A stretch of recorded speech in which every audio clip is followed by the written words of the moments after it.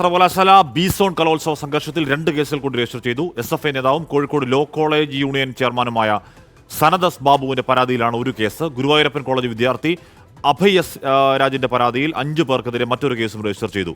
രാഹുൽ സുരേഷ് വിവരങ്ങളുമായി ചേരുന്നു. രാഹുൽ, ഡി-സോൺ മുതൽ ബി-സോൺ മുതൽ സകല സോൺ കലോത്സവങ്ങളും ഇക്കുറി തമ്മലടിയുടെ വിഹാര കേന്ദ്രങ്ങളായി മാറുന്നതാണ് കണ്ടത്. സ്വാഭാവികമായും കൂടുതൽ കേസുകൾ ഉണ്ടാകും. രാഹുൽ, ഹാഷ്മി, കോഴിക്കോട് നടന്ന കാലിക്കറ്റ് യൂണിവേഴ്സിറ്റി ബി-സോൺ കലോത്സവത്തിനിടെ നിരവധി വിദ്യാർത്ഥി സംഘർഷങ്ങൾ ഉണ്ടായിരുന്നു. അതിലിപ്പോൾ 2 കേസുകൾ കൂടി പോലീസ് രജിസ്റ്റർ ചെയ്തിരിക്കുകയാണ്. വളയം പോലീസാണ് 2 കേസുകൾ രജിസ്റ്റർ ചെയ്തിട്ടുള്ളത്.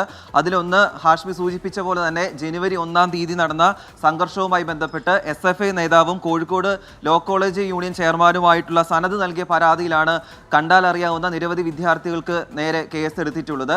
അതായത് നാടൻ പാട്ടുമായി ബന്ധപ്പെട്ട് പരാതി നൽകാൻ എത്തിയപ്പോൾ വളഞ്ഞിട്ട് ആക്രമിക്കുകയും കൂടെ ഉണ്ടായിരുന്ന 2 പേരെ അസഭ്യം പറയുകയും ചെയ്തു എന്ന പരാതിയിലാണ് ഈ കേസെടുത്തിട്ടുള്ളത്. മറ്റൊന്ന് 30-ാം തീയതി നടന്ന കേസുമായി ബന്ധപ്പെട്ട് ഗുരുവായൂരപ്പൻ കോളേജ് വിദ്യാർത്ഥിയായിട്ടുള്ള അഭയ് എസ് രാജ് നൽകിയ പരാതിയിലാണ് കണ്ടാൽ അറിയാവുന്ന 5 പേർക്കെതിരെ കേസെടുത്തിട്ടുള്ളത്. പോലീസ് ഇതുമായി ബന്ധപ്പെട്ട് കോളേജിലെ CCTV ദൃശ്യങ്ങൾ ഉൾപ്പെടെ ശേഖരിച്ചിട്ടുണ്ട്.